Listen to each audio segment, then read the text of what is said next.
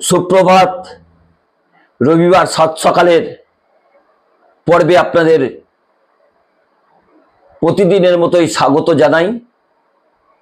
আজ এক রাজনৈতিক নেতার দিন বদলের গল্প বলবো।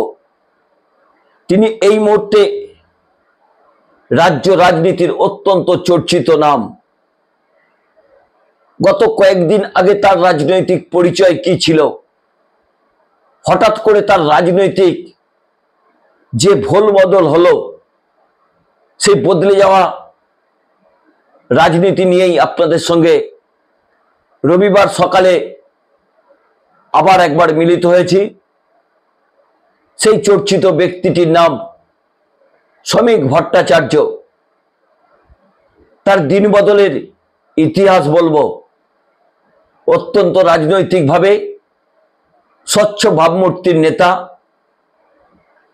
কিন্তু হঠাৎ করে তার এত বড় পরিবর্তন কিভাবে বঙ্গ বিজেপির সভাপতি হওয়ার পর হলো, তা নিয়ে এই রাজনৈতিক মহলে যথেষ্ট জল্পনা চলছে। এতদিন পর্যন্ত বাংলার মানুষ, দেশের মানুষ বঙ্গ বিজেপির তখনকার মুখপাত্র শ্রমিক ভট্টাচার্যকে কিভাবে দেখতেন, কি বক্তব্য তিনি রাজ্যসভায় রাখেন, কি বক্তব্য তিনি বিধানসভাতে 14 যখন বিধায়ক হয়েছিলেন তিনি রেখেছিলেন, দলের মুখপাত্র হবার পরেও কি বক্তব্য তিনি রাখতেন, আজকে হঠাৎ করে তার কেন এই বড়সড় পরিবর্তন হলো, তা নিয়ে বঙ্গ রাজনীতি অত্যন্ত দুশ্চিন্তায় আছে। এই মাত্র কয়েকদিন আগের ঘটনা, তিনি যখন রাজ্য সভাপতি পদে নির্বাচিত হলেন, তখন সায়েন্স সিটি অডিটোরিয়াম হলে তিনি যে বক্তব্য রেখেছিলেন, বাংলার মানুষ কিন্তু বেশ কিছুটা নিশ্চিন্ত হয়েছিল, হয়তো এবার বদল হবে বঙ্গ বিজেপিতে। সেদিন কি বক্তব্য শ্রমিক ভট্টাচার্য রেখেছিলেন, সেই ক্ষুরধার বক্তব্য আপনারা শুনুন, যা নিশ্চয়ই বাংলার প্রতিটি রাজনৈতিক মানুষের মধ্যে একটা নতুন জল্পনা তৈরি হয়েছিল, নতুন একটি আশা তৈরি হয়েছিল। সেই বক্তব্যটা আপনারা শুনুন। লড়াই সংখ্যালঘুর বিরুদ্ধে নয়, বিজেপির লড়াই কোনো মুসলমানের বিরুদ্ধে নয়। হ্যাঁ, আমরা লড়াই করছি আপনাদের বিরুদ্ধে, কারণ আপনাদের বাড়ির ছেলেরা যারা হাতে পাথর নিয়ে ঘুরছে, আমরা ওই পাথরটাকে কেড়ে নিয়ে ওখানে বই ধরিয়ে দিতে চাই। যারা তলোয়ার নিয়ে রাস্তায় নেমেছে, আমরা ওই তলোয়ার কেড়ে নিয়ে তাদের হাতে কলম ধরিয়ে দিতে চাই। এই লড়াই বিজেপির লড়াই, এটা পশ্চিমবঙ্গে বিজেপি করে দেখা। আমরা চাই দুর্গাপুজোর বিসর্জনের মিছিল আর মহরমের মিছিল একই সঙ্গে একই রাস্তা দিয়ে একই সময় হেঁটে যাবে। কোনো সংঘর্ষ নেই, কোনো দাঙ্গা নেই, কোনো রাজনৈতিক সম্প্রীতির বিভাজন নেই। পশ্চিমবঙ্গকে বাঁচাতে হবে, এর বহুত্ববাদকে বাঁচাতে হবে। আপনারা শ্রমিক ভট্টাচার্যের সেই বক্তব্য শুনলেন। এবার আপনাদের শোনাবো শ্রমিক ভট্টাচার্যের গতকালের বক্তব্য। তিনি দিল্লিতে গেলেন রাজ্য সভাপতি হবার পর, তারপরে কি ভারতীয় জনতা পার্টির কেন্দ্রীয় নেতৃত্ব তাকে এত রাজনৈতিক দম দিলেন, তিনিও আবার এসে একই মন্তব্য করতে শুরু করলেন। গতকাল এক অন্য শ্রমিক ভট্টাচার্যকে বাংলার রাজনৈতিক নেতারা দেখতে শুরু করলেন। এই শ্রমিক ভট্টাচার্যকে তারা আগে দেখেননি। এই শ্রমিক ভট্টাচার্যের এই বক্তব্য তারা কোনোদিন শোনেননি। আজ সেই দিন বদলের বক্তব্য আজকে শ্রমিক ভট্টাচার্যের মুখে যেভাবে প্রকাশ পেল, তাতে তো নতুন করে দুশ্চিন্তা আবারও বাড়তে শুরু করেছে। এই যদি ভারতীয় জনতা পার্টির রাজনৈতিক অবস্থান হয়, তাহলে তারা সত্যিই যদি 26-এ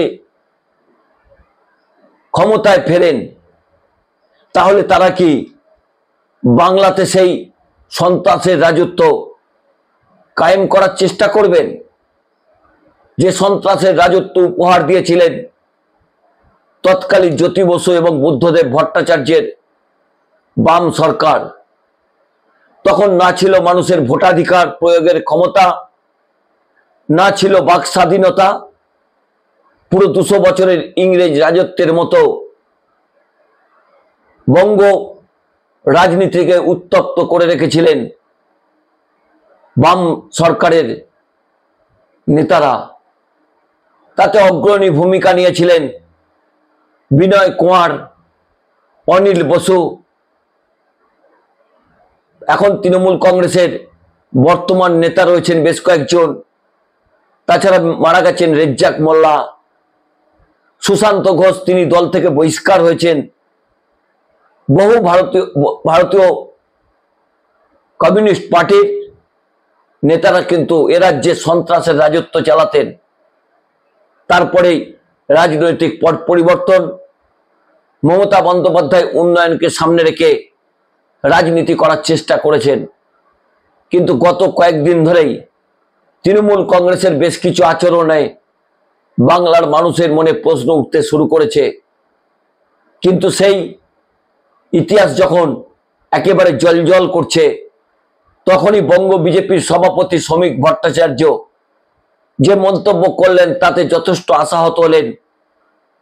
বাংলার বিজেপির এক শ্রেণীর নেতা, বঙ্গের এক শ্রেণীর বিভিন্ন সাধারণ মানুষ এবং তার সহ নাগরিকরা এই শ্রমিক ভট্টাচার্যের দিল্লি থেকে ফিরে আসার পর এই রাজনৈতিক অবস্থান কেন? তাহলে কি ভারতীয় জনতা পার্টির এটাই রাজনৈতিক সংস্কৃতি? আপনারা শ্রমিক ভট্টাচার্যের সেই বিস্ফোরক বক্তব্যটা আপনারা শুনুন। তার এটা বিশেষভাবে দেখা দরকার যে নির্বাচনের ফল বেরোনোর পর যাতে তৃণমূল কংগ্রেসের যারা চিহ্নিত বোমাবাজ আছেন বা যারা চিহ্নিত পুলিশ অফিসার আছেন, যারা প্রমাণ লোপের কাজ করছেন, সিভিক ভলেন্টিয়ার্সের যে অংশ আছেন, তাদের জীবন এবং তাদের শরীর যাতে অক্ষত থাকে সেটা দেখার দায়িত্ব কিন্তু তখন রাজ্যপাল। কারণ নতুন সরকার এলে তার তো একটা টিদিং পিরিয়ড থাকে, সে তো রাতারাতি সমস্ত প্রশাসনকে ঠিক করতে পারবে না, তার তো 15-20 দিন সময় লাগবে।